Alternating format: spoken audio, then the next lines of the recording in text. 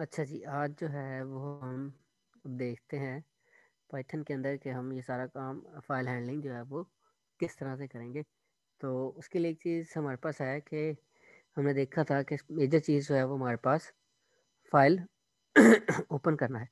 और जो ओपन का मेथड है वो यहाँ पे हमारे पास एक तो पाथ लेता है हमारे पास फाइल का, और उसके बाद यहाँ पे स्ट्रिंग के अंदर एट्रीब्यूट्स ले लेता है कि सॉरी एट्रीब्यूट्स नहीं, हम मोड्स ले लेता है। और मोड्स जो हैं वो हमारे पास कुछ इस तरह के हैं कि हमारे पास आर है रीड मोड के लिए, और ए है हमारे पास, सॉरी पहले हम डब्ल्यू का जिक्र करते हैं। W is for right mode. फिर हमारे पास आ जाता है A is for append mode. Append means add at the end, ठीक। एंड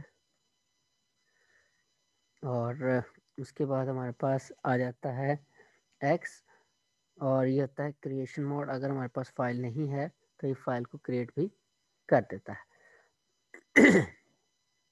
अच्छा जी, तो हम एग्जांपल लेते हैं सबसे पहले फाइल राइट करवाने की, ताकि कोई एक फाइल क्रिएट होगी तो उसके बाद फिर हम उसमें दोबारा से रीड करवा सकेंगे। तो हम एग्जांपल लेते हैं फाइल राइटिंग की। तो मैंने यहाँ पे लिखा कि सबसे पहले हम ओब्जे फाइल रिक्वेस्ट टू हमने किया ओपन, और यहाँ पे मैंने लिख दिया लेट्स सपोज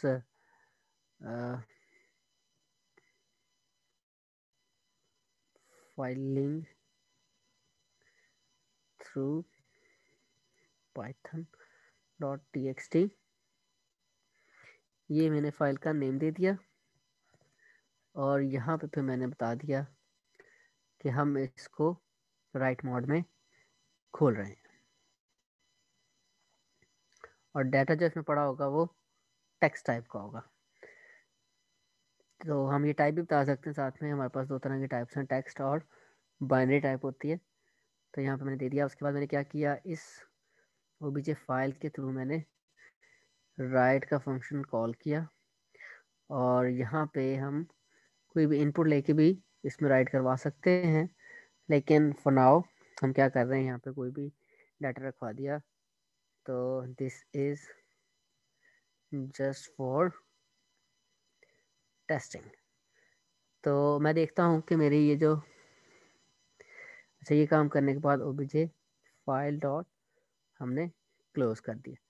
मैंने बताया था ये 3 काम करना है। एंड पर क्लोजिंग है वो बहुत ज़रूरी है। तो मैंने फाइल को सेव किया। अब हम जाते हैं कि ये डी के अंदर हमारे पास टेस्ट डॉट पी वाई मौजूद है। तो हम माई कंप्यूटर पर जाते हैं और डी में आए, और यहाँ पे पड़ी है मेरे पास टेस्ट डॉट। अब यहाँ पे मेरे पास जो है वो फाइलिंग थ्रू पाइथन जो है वो मौजूद नहीं है।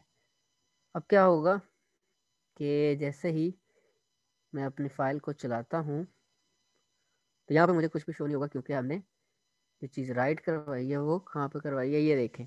यहाँ पे एक फ़ाइल क्रिएट हो गई, और इस पर जब मैंने डबल क्लिक किया तो मेरा डाटा जो है वो फाइल के ऊपर क्या हो गया, राइट हो गया।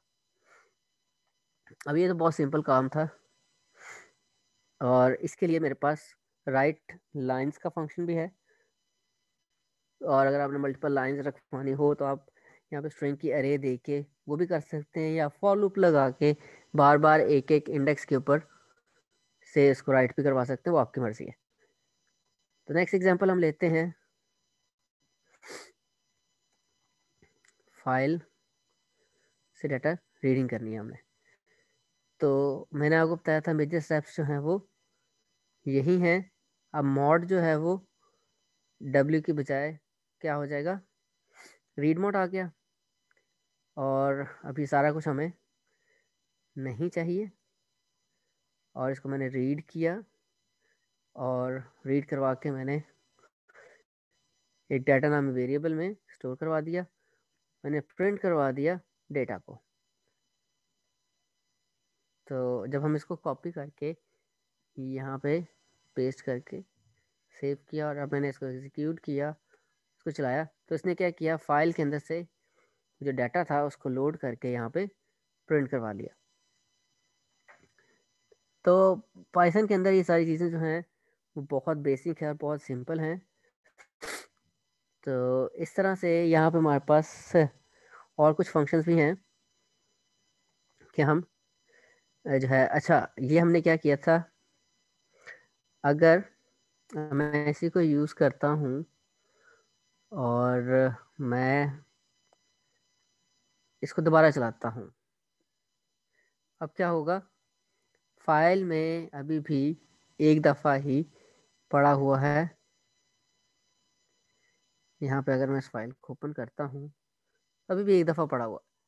हम चाहते हैं कि यार, अब वो क्या कर रहा है, बार बार उसके ऊपर ओवरराइट करवा रहा है। मैं चाहता हूँ कि ये ओवरराइट ना करवाए, ये उसी के आगे और ऐड करता जाए। हम क्या करेंगे, अपनी फाइल को अपेंड मोड में ओपन करेंगे और अब मैंने इसको 2-3 दफ़ा प्रोग्राम अपना चला लिया। अब जब मैं दोबारा ये फाइल ओपन करूँगा तो मेरे पास वो चीज़ जो है वो 2-3 दफ़ा, जितने दफ़ा मैंने इसको एग्जीक्यूट किया था, वो यहाँ पे अब आपको मौजूद नज़र आएगी। तो ये था हमारे पास अपेंड मोड का फ़ायदा। और एक्चुअली हमने किया क्या, हमने सिंपली जहाँ पे हमारे पास राइट मोड था, हमने इसको मोड चेंज कर दिया, file writing through right mode, और फॉर एग्जांपल आगे file writing through append mode. अच्छा जी, रीडिंग में हमारे पास कुछ चीज़ें और आ जाती हैं कि हम जो है उसको बता सकते हैं कि हमने कितने कैरेक्टर्स को रीड करना है। Reading few characters from the file. तो यहाँ पे मैं उसका साइज दे दूंगा। लेट्स सपोज मैं कहता हूँ कि 5 कैरेक्टर्स को रीड करो। तो जब मैं अब इसको चलाऊंगा तो जितने भी 5 कैरेक्टर्स होंगे वो अब मुझे शो कर देगा। तो 5 में दिस आ गया और साथ में एक स्पेस आ गया। तो इसी को अगर मैं 6 कर देता हूँ, स्पेस के बाद वो जो आई है इसका वो भी आ जाएगा। तो इसी तरह हमारे पास कुछ एट्रीब्यूट्स भी हैं,